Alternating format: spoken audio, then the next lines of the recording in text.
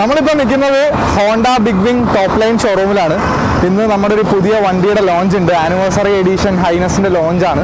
അപ്പോൾ ലോഞ്ച് കഴിഞ്ഞിട്ട് ഒരു ചെറിയ റൈഡൊക്കെ പോകുന്നുണ്ട്. നമ്മുടെ പുറകിലിരിക്കുന്ന വണ്ടികളൊക്കെ ഉണ്ടല്ലോ, ആഫ്രിക്ക ട്വിൻ ഉണ്ട്, Cb650r ഉണ്ട്, അതേപോലെ Cb500x ഉണ്ട്, ഹൈനസ് ഉണ്ട്. അപ്പോൾ കുറച്ച് വണ്ടികളൊക്കെ ആയിട്ട് നമ്മളിന്നൊരു റൈഡൊക്കെ പോവാണ്. റൈഡ് കുറച്ച് ദൂരത്തേക്കാണ്, ഇവിടുന്ന് കുറച്ച് അടുത്ത് തന്നെയാണെന്ന് പറയാം. മുഹമ്മ എന്ന് പറഞ്ഞ ആലപ്പുഴ സൈഡിലുള്ള ഒരു റിസോർട്ടിലൊക്കെ പോയി ചായയൊക്കെ കുടിച്ച് ചില്ല് ചെയ്ത് വരുന്ന ഒരു പരിപാടിയാണ്. ആദ്യം നമുക്ക് ഹൈനസിൻ്റെ ലോഞ്ച് നോക്കാം.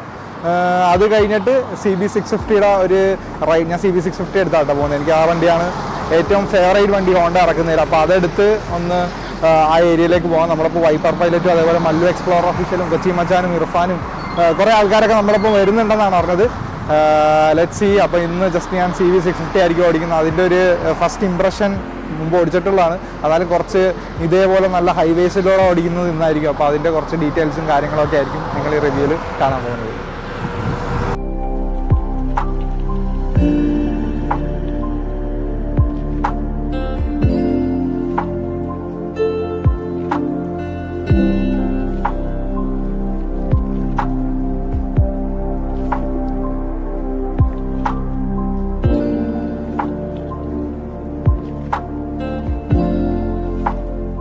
ബിഗ്വിങ്ങിൽ അത്യാവശ്യം ആക്സസറീസും കാര്യങ്ങളൊക്കെ ഉണ്ട്. റൈനോക്സിൻ്റെ ജാക്കറ്റ്സും റൈനോക്സിൻ്റെ പാൻസും ഗ്ലൗസും ഒക്കെയാണുള്ളത്. പക്ഷേ ഈ ഒരു സാധനം കണ്ടോ, നമ്മുടെ താഴെ ആഫ്രിക്ക ടിന്നിൻ്റെ ഒപ്പം ഇരുന്ന സാധനമാണ്. ആഫ്രിക്ക ടിന്നിന് ഒപ്പം കൊടുക്കുന്ന ഹെൽമെറ്റാണെന്ന് തോന്നുന്നു. ആ വൈറ്റ് ബ്ലൂ സ്ട്രിപ്സ് ഒക്കെ ഉള്ള സാധനമാണ്. കാണാൻ അടിപൊളിയായിട്ടുണ്ട്. ഈ സാധനം ഞാൻ എടുത്താലോ എന്ന് ആലോചിക്കും എൻ്റെ എക്സ്പൾസിൽ യൂസ് ചെയ്യാൻ വേണ്ടി. കാരണം വൈറ്റും ബ്ലൂ ഒക്കെ നല്ല കോമ്പിനേഷനാണ്. പിന്നെ വിലയെന്ന് പറഞ്ഞു കഴിഞ്ഞാൽ 2800 rupees എങ്ങാണ്ട് ഇതിന് വരുന്നുള്ളൂ. റീസണബിൾ ആയിട്ട് നമുക്ക് വാങ്ങിക്കാൻ പറ്റിയൊരു ഹെൽമെറ്റ് ആണെന്ന് തന്നെ വേണമെങ്കിൽ പറയാം. എന്താണെങ്കിലും ഇത് ഞാനൊപ്പം പൊക്കുന്നുണ്ട്.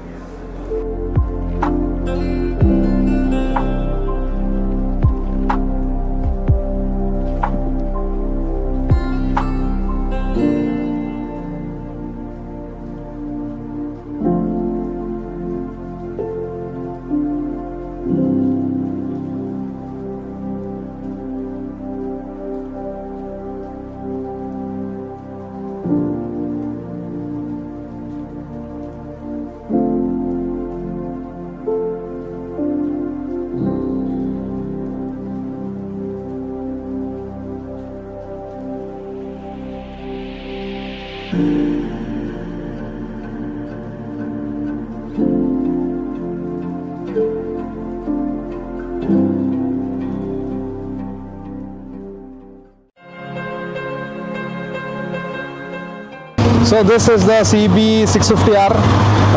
ഈ വണ്ടിയാണ് ഞാനിന്ന് ഓടിക്കുന്നത്. And I'm so excited to ride this machine with Mallu Explorer official. പിന്നെ നമ്മുടെ കുറച്ച് ആൾക്കാരൊക്കെ ഉണ്ട്, അവരൊക്കെ ആയിട്ട് വണ്ടി ഓടിക്കാൻ ഭയങ്കര എക്സൈറ്റഡ് ആണ്. ദ ഇൻലൈൻ 4 engine ഈ വണ്ടി ഓടിക്കുമ്പോൾ കിട്ടുന്ന ഫീൽ ഉണ്ടല്ലോ, അത് ഒരു വേറെ ലെവൽ ഫീലാണ്. എക്സോസ്റ്റ് നോട്ടൊക്കെ കേൾക്കുമ്പോൾ തന്നെ കോരി തരിക്കും.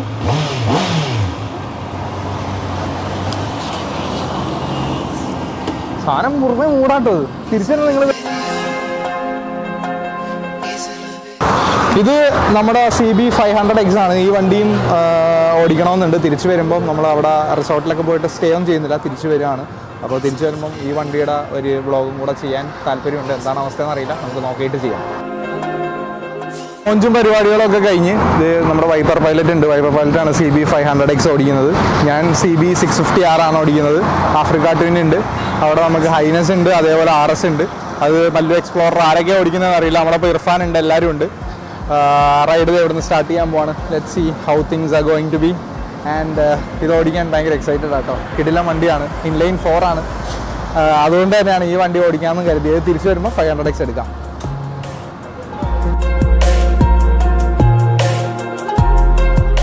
ഇപ്പോൾ നമ്മൾ ഇറങ്ങാണ് ഇവിടുന്നത്. ആഫ്രിക്ക ട്വിൻ ഓടിക്കുന്നത് ഇർഫാനാണ്. നമ്മുടെ വൈപ്പർ പൈലറ്റ് Cb500x ഓടിക്കുന്നുണ്ട്. മല്ലു എക്സ്പ്ലോറർ RS ആണ്. തിരിച്ചു വരുമ്പോൾ പുള്ളി ഈ ബൈക്കോ ആ ബൈക്കോ ഏതെങ്കിലുമൊക്കെ ഓടിക്കും.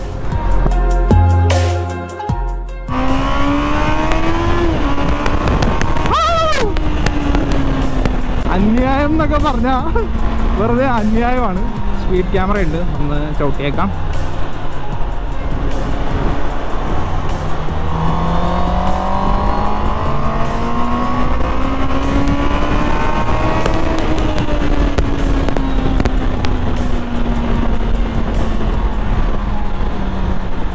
ഒരു രക്ഷയില്ലാത്ത വണ്ടിയാണ് കേട്ടോ ഈ Cb650r എന്ന് പറഞ്ഞു കഴിഞ്ഞാൽ ഒരു രക്ഷയില്ലാത്ത വണ്ടി എന്ന് പറഞ്ഞു കഴിഞ്ഞാൽ ഒരു രക്ഷയില്ലാത്ത വണ്ടിയാണ്.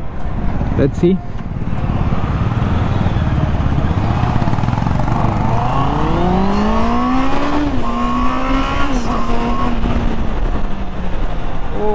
അയ്യോ, ഇതൊരു ഇൻലൈൻ 4 എഞ്ചിനാണ്, 650cc ആണ്, 86 bhp ആണ് പേപ്പേഴ്സിലെ കണക്ക്. ബാക്കി കാര്യങ്ങളൊക്കെ നിങ്ങൾ വേണമെങ്കിൽ ജസ്റ്റ് നിങ്ങളുടെ ഗൂഗിൾ നോക്കിക്കഴിഞ്ഞാൽ കൂടുതൽ മനസ്സിലാവും.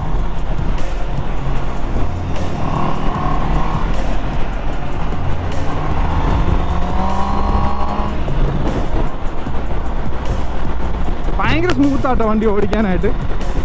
നമ്മൾ 4th ഗിയറിലാണ് പോകുന്നത്.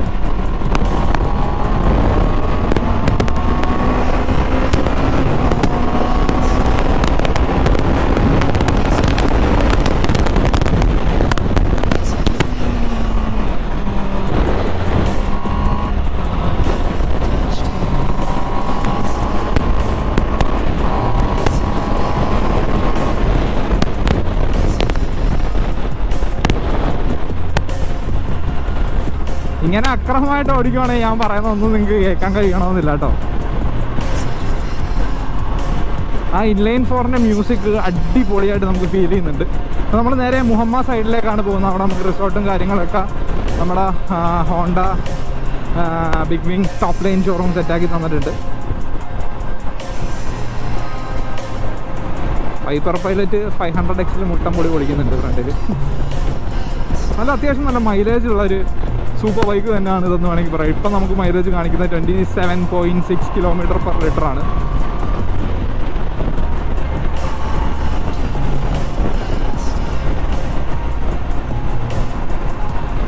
ഇപ്പോൾ 34.7 km/L ഒക്കെയാണ് നമ്മുടെ ഓൺഗോയിങ് മൈലേജ് കാണിക്കുന്നത്. ഇത് സത്യം പറഞ്ഞു കഴിഞ്ഞാൽ ഒരു ബിഗിനർ ഫ്രണ്ട്ലി ഒരു സൂപ്പർ ബൈക്ക് ആണെന്ന് തന്നെ പറയാതെ. വല്ല എക്സ്പ്ലോറർ കണ്ടിട്ട് കിളി പോയി തോന്നുന്നു. ഞാൻ പയ്യെ പോണേ, ഇത് നല്ല രസമാണ്. പയ്യെ പോകാനാണ് പുള്ളി പറയുന്നത്.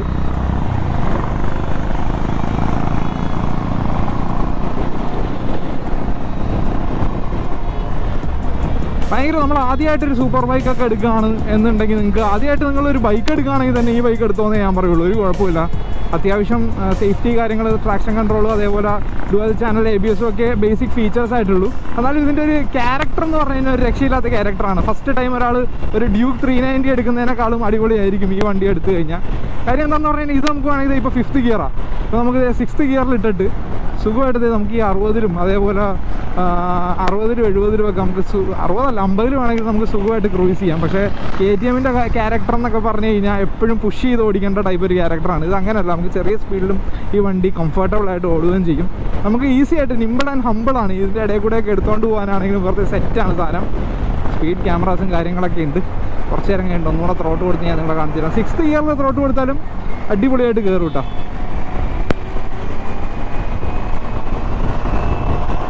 കണ്ട 6th ഗിയറിലെ ത്രോട്ടിലാണ് ഇങ്ങനെ വണ്ടി നീങ്ങുന്നത്.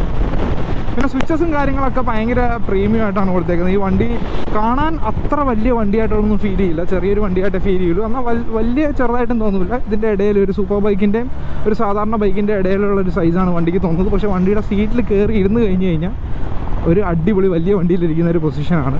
ഒരു സ്പോർട്സ് ടൂറിങ് പൊസിഷനാണ് കേട്ടോ വണ്ടിക്കുള്ളത്. ഹാൻഡിൽ ബാർസൊക്കെ കുറച്ച് റിലാക്സ്ഡ് ആണ്. പക്ഷേ ഫുഡ് പെക്സ് കുറച്ച് അഗ്രസീവായിട്ട് പ്ലേസ് ചെയ്തിട്ടുണ്ട്. എനിക്ക് ഫുഡ് പെക്സ് അഗ്രസീവായിട്ട് പ്ലേസ് ചെയ്യുന്നതാണ് ഇഷ്ടം. അതാകുമ്പോൾ ഒരു നല്ലൊരു ഫീൽ കിട്ടും. അല്ലെങ്കിൽ വെറുതെ കസേരയെ കുത്തിയിരിക്കുന്ന ഒരു സീനായിരിക്കും. അങ്ങനത്തെ ഒരു സീനല്ല ഇതിന്. ഞാനിത് മറ്റേ കുട്ടിക്കാനത്തൂടെ മറ്റേ ആഫ്രിക്ക ട്വിനും ഇതുമായിട്ട് പോയിട്ട് എനിക്ക് ആഫ്രിക്ക ട്വിനേക്കാളും കുറച്ചും കൂടി ഇഷ്ടപ്പെട്ടൊരു വണ്ടിയാണ് കേട്ടോ. സത്യത്തിൽ ഈ വണ്ടി എനിക്ക് എടുക്കണമെന്ന് ആഗ്രഹം തോന്നിപ്പോയി. ഒരു വണ്ടിനോട് എനിക്ക് ഭയങ്കര ഇഷ്ടം തോന്നിയൊരു വണ്ടിയാണ് ഇത്.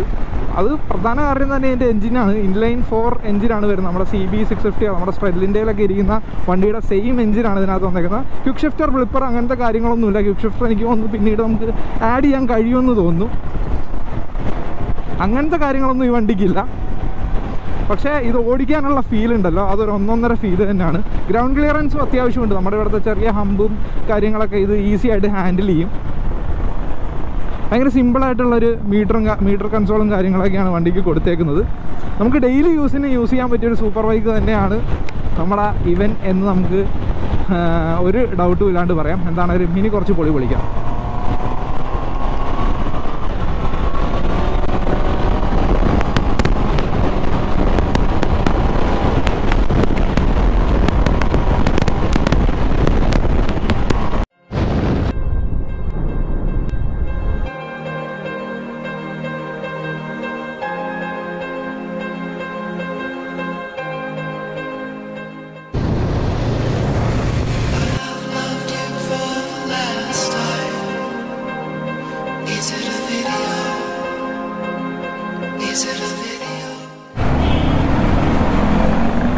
അത്യാവശ്യം ഹമ്പും കാര്യങ്ങളൊക്കെ ഇത് മാനേജ് ചെയ്യുന്നുണ്ട് കേട്ടോ, ഈസി ആയിട്ട്.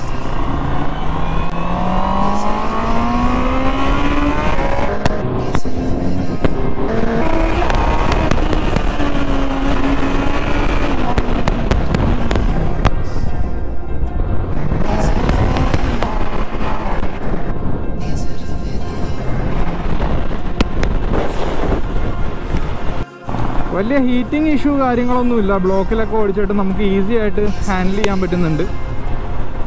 ഏത് ഗിയറിലും ഈ വണ്ടി കംഫർട്ടബിൾ ആണ് കേട്ടോ, അതാണ് ഇതിൻ്റെ ഏറ്റവും വലിയ പ്രത്യേകത എന്ന് പറയുന്നത്. പിന്നെ നമ്മൾ പെട്ടെന്നായിട്ട് ബ്രേക്കിങ്ങും കാര്യങ്ങളും നോക്കുകയാണെങ്കിൽ ബ്രേക്കിംഗ് അത്യാവശ്യം കുഴപ്പമില്ലാത്ത ബ്രേക്കിംഗ് ആണ്. പക്ഷേ എക്സലൻറ്റ് ബ്രേക്കിംഗ് എന്നൊന്നും പറയാനില്ല, എന്നാലും ഗുഡ് ബ്രേക്കിംഗ് ആണ്. അത്യാവശ്യം നമുക്ക് സ്റ്റോപ്പിംഗ് പവറും കാര്യങ്ങളൊക്കെ തരുന്നുണ്ട്. അതേപോലെ തന്നെ നമ്മൾ ഒരു പാനിക് ആയിട്ട് നമ്മൾ ബ്രേക്ക് പിടിക്കുകയാണെങ്കിൽ ഇതിൻ്റെ 4 ഇൻഡിക്കേറ്റേഴ്സൊക്കെ ഒരുമിച്ച് കത്തും. അത് പുറകിൽ വരുന്ന റൈഡേഴ്സിനും അതേപോലെ മുമ്പിൽ കാണുന്ന റൈഡേഴ്സിനും ഒരു കോഷ്യസ് അലേർട്ട് കൊടുക്കാൻ വളരെ നല്ലൊരു കാര്യമാണെന്ന് തന്നെ വേണമെങ്കിൽ പറയാം.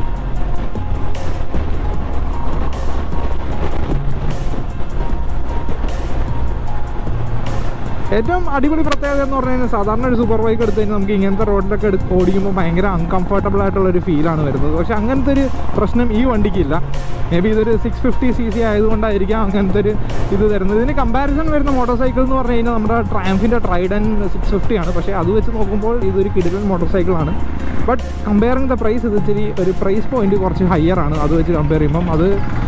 അതെന്താ കാര്യം എന്താണെന്ന് എനിക്കറിയില്ല. യൂറോപ്യൻ മാർക്കറ്റ്സിൽ ട്രൈഡൻ 650 നമ്മുടെ ഹോണ്ട Cb650r കമ്പയർ ചെയ്യുമ്പോൾ ഒരു 5000 റുപ്പീസിൻ്റെ വ്യത്യാസമേ വരുന്നുള്ളൂ ഇന്ത്യൻ മണി വെച്ച് നോക്കുമ്പോൾ. പക്ഷേ ഇവിടെ വരുമ്പോൾ അതൊരു 2 lakhs അടുത്ത് വ്യത്യാസമുണ്ട്.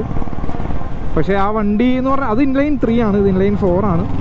പിന്നെ ഈ ഹോണ്ട എന്ന് പറയുന്ന വണ്ടി കുറച്ച് എക്സ്പെൻസീവ് ആണ് നമ്മുടെ നാട്ടിൽ വാങ്ങിക്കാനായിട്ട്. ഇപ്പോൾ ഏത് വണ്ടി എടുത്താണെങ്കിലും ഇതാണെങ്കിൽ ഒരു 13 lakh റുപ്പീസ് അടുത്ത് വരുന്നുണ്ട് ഓൺ റോഡ് പ്രൈസ് വരുന്നത്. പക്ഷേ നമുക്ക് ഭയങ്കര റിലയബിൾ ആണ് ഈ മോട്ടോർ സൈക്കിൾ എന്ന് പറയുന്നത്. നമുക്കിത് എത്ര കാലം ഒരു 10-15 കൊല്ലം നമുക്ക് ഈ വണ്ടിയുടെ എഞ്ചിന് ഒരു കാര്യം ഒരു പണിയില്ലാണ്ട് നമുക്ക് സുഖമായിട്ട് കൊണ്ടു നടക്കാൻ പറ്റും. ലക്ഷക്കണക്കിന് കിലോമീറ്റർ വണ്ടി സിമ്പിളായിട്ട് ഓടുകയും ചെയ്യും.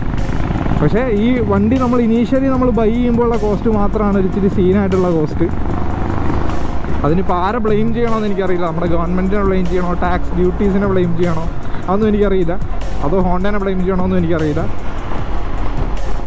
പക്ഷേ ഇങ്ങനൊരു വണ്ടി ഒരാൾ എടുക്കുകയാണെങ്കിൽ ആകെ ഒരു 10-15 കൊല്ലം യൂസ് ചെയ്യാം. സർവീസ് കോസ്റ്റ് എന്നൊക്കെ പറഞ്ഞാൽ സാധാരണ നമ്മുടെ ഒരു R15 സർവീസ് ചെയ്യുന്ന കോസ്റ്റൊക്കെ ഈ വണ്ടിക്ക് വരുള്ളൂ, ഒരു 2500. അത്രയ്ക്ക് ചീപ്പറാണ് വണ്ടി മെയിൻറ്റെയിൻ ചെയ്യാനായിട്ട്. അങ്ങനെ ഒരു സ്പെക്കിൽ നോക്കുവാണെങ്കിൽ ദിസ് ഇസ് സോ ഗുഡ്. പക്ഷേ ഇനീഷ്യൽ ഒരു ഇൻവെസ്റ്റ്മെൻറ്റ് ഉണ്ടല്ലോ, അതൊരു ഇൻവെസ്റ്റ്മെൻറ്റ് തന്നെയാണ്.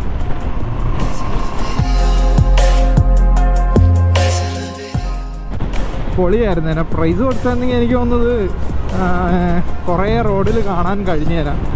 കാരണം അത്രയും പ്രാക്ടിക്കലായിട്ടുള്ളൊരു സൂപ്പർ ബൈക്കാണ്. ഇപ്പോൾ ഡേ ടു ഡേ ലൈഫിൽ നമുക്ക് യൂസ് ചെയ്യാം. ഇടയ്ക്ക് ഒരു ട്രിപ്പ് പോകാം, ഇടയ്ക്ക് മൗണ്ടെയിൻസ് കയറാം എന്നുള്ളൊരു പ്രാക്ടിക്കാലിറ്റി കീപ്പ് ചെയ്യുന്നൊരു സൂപ്പർ ബൈക്ക് തന്നെയാണ് Cb650r. പക്ഷേ എന്തുകൊണ്ടോ പ്രൈസ് ഇങ്ങനെ ആയതുകൊണ്ടാണെന്ന് തോന്നുന്നു ഇത്രയും വലിയ സെയിൽസും കാര്യങ്ങളൊന്നും, സെയിൽസ് ഫിഗേഴ്സ് അത്രയും കാണാതിരുന്നത്.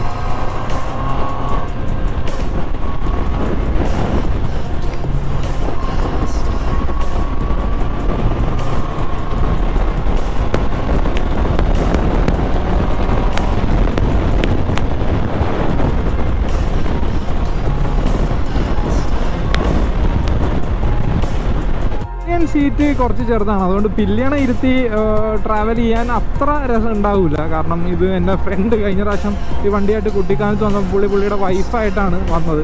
അപ്പം ബാക്കിൽ വൈഫിന് ഇരിക്കാനും ബുദ്ധിമുട്ടാണ്. ബാക്കിൽ വൈഫ് ഇരുന്ന് കഴിഞ്ഞാൽ വെയിറ്റ് മുഴുവൻ കയ്യിലേക്ക് വരുന്നുണ്ട്. ഈ കൈക്കും കുറച്ച് പെയിൻ ഫീൽ ചെയ്യാൻ ചാൻസ് ഉണ്ട്. പക്ഷേ ഒറ്റയ്ക്ക് ഇരുന്ന് ഓടിക്കാൻ സിംഗിൾ പസങ്ക ബോയ്സിന് ഇത് വെറുതെ വേറൊരു മൂഡാണ്.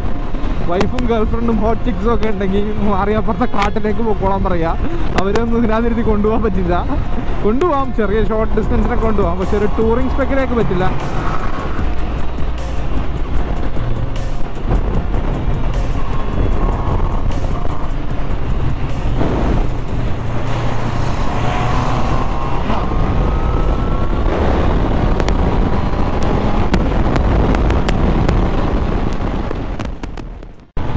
നമുക്ക് ഈസി ആയിട്ട് ഈ വണ്ടി ഒരു 140-120 ക്രൂസ് ചെയ്യാം കേട്ടോ.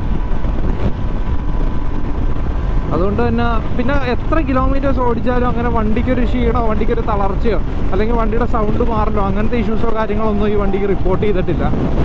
ഇതാണ് ഒരു ഹോണ്ടയുടെ എഞ്ചിനല്ലേ, അത്രയും റിഫൈൻമെൻ്റ് ആണ് ഈ വണ്ടിക്കുള്ളത്.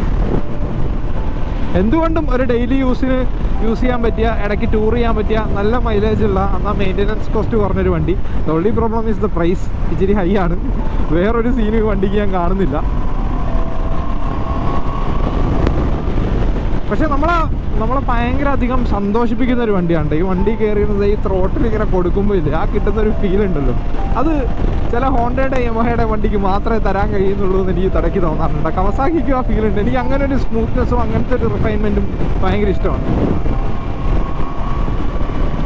ഞാൻ ഇടയ്ക്കൊന്ന് ഗോപ്രോ ചാർജ് ചെയ്യാൻ വേണ്ടി ഒന്ന് സ്ലോ ചെയ്തു. അപ്പോഴേക്ക് ബാക്കിയുള്ളവരെ കാണാനില്ല, ബാക്കിയുള്ളവരെയൊക്കെ ക്യാച്ചപ്പ് ചെയ്യണം.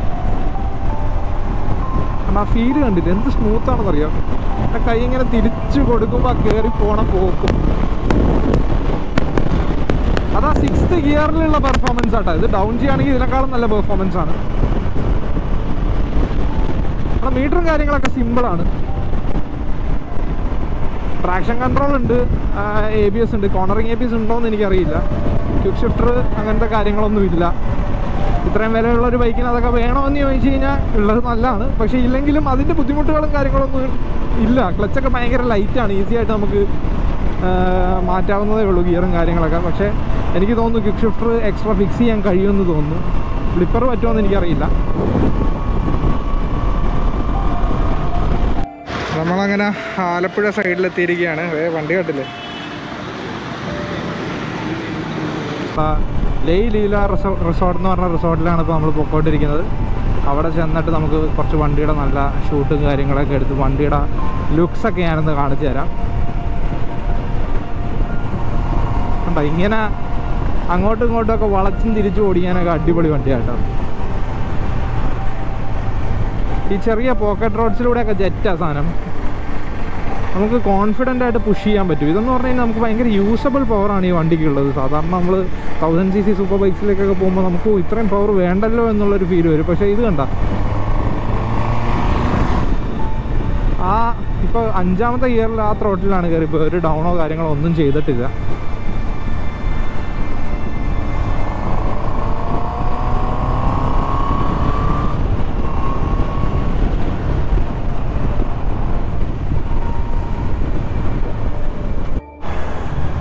പിന്നെ പറയാനുള്ളതെന്ന് പറഞ്ഞു കഴിഞ്ഞാൽ ഗിയർ ബോക്സ് ആട്ടോ. ഹോണ്ടയുടെ ഗിയർ ബോക്സിനെ കുറിച്ച് ഞാൻ കൂടുതലൊന്നും പറയേണ്ട ആവശ്യമില്ല. അത്രയ്ക്ക് ബട്ടർ സ്മൂത്ത് ഗിയർ ബോക്സ് ആണ്. ഗിയർ ഷിഫ്റ്റിംഗ് ഒക്കെ പൊളി, ഒരു രക്ഷയില്ലാന്ന് പറയാം.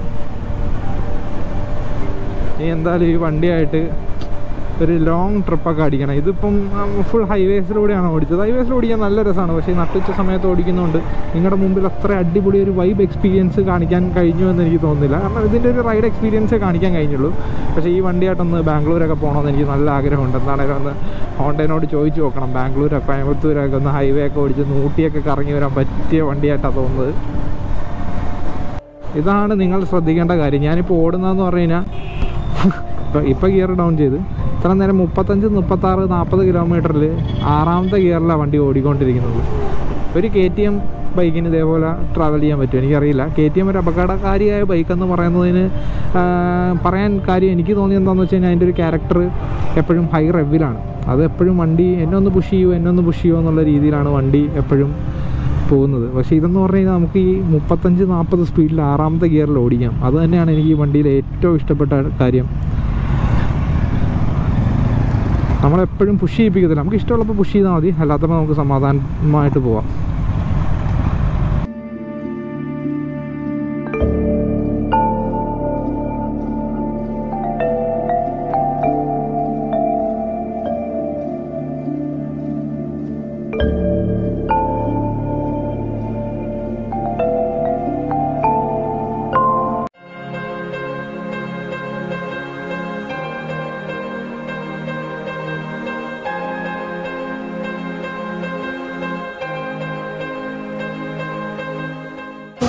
സോ നമ്മളെ അവസാന റൈഡൊക്കെ കഴിഞ്ഞ് നേരെ നമ്മൾ ലേയ് ലീല റിസോർട്ടിലെത്തിയിരിക്കുകയാണ്. ഈ റിസോർട്ട് എന്ന് പറഞ്ഞു കഴിഞ്ഞാൽ നമ്മുടെ മുഹമ്മ സൈഡിലാണ്, ആലപ്പുഴ സൈഡിലാണ്.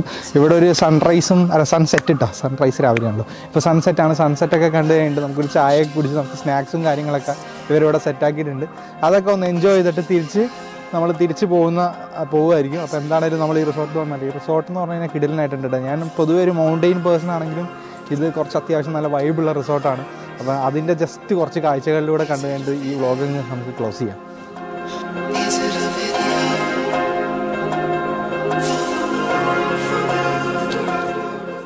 ഓക്കെ, അപ്പം ഈ വണ്ടിയുടെ എക്സോസ്റ്റ് നോട്ടൊന്ന് കേൾപ്പിച്ചേക്കാം. ഇന്ത്യൻ ഞാൻ അങ്ങനെ പൊതുവെ എക്സോസ്റ്റ് നോട്ടൊന്നും വണ്ടികളെ കേൾപ്പിക്കാത്തതാണ്. എന്നാലും ഇതിൻ്റെ എക്സോസ്റ്റ് നോട്ട് എനിക്ക് ഭയങ്കരമായിട്ട് ഇഷ്ടപ്പെട്ടു. സ്റ്റോക്ക് എക്സോസ്റ്റിൽ വരുന്ന ആ നോട്ട് നിങ്ങളൊന്ന് കേൾക്കേണ്ടത് തന്നെയാണ്. ജസ്റ്റ് ഒന്ന് ഞാൻ കാണിച്ചു തരാം. ഒന്ന് വണ്ടി ന്യൂട്രലിലേക്ക് ഇട്ടിട്ട്.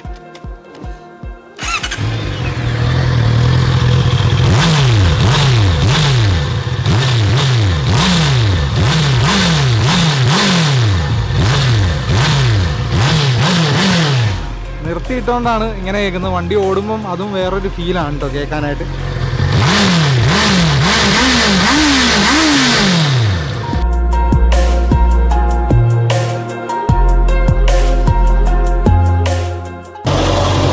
Welcome to Laileela resort.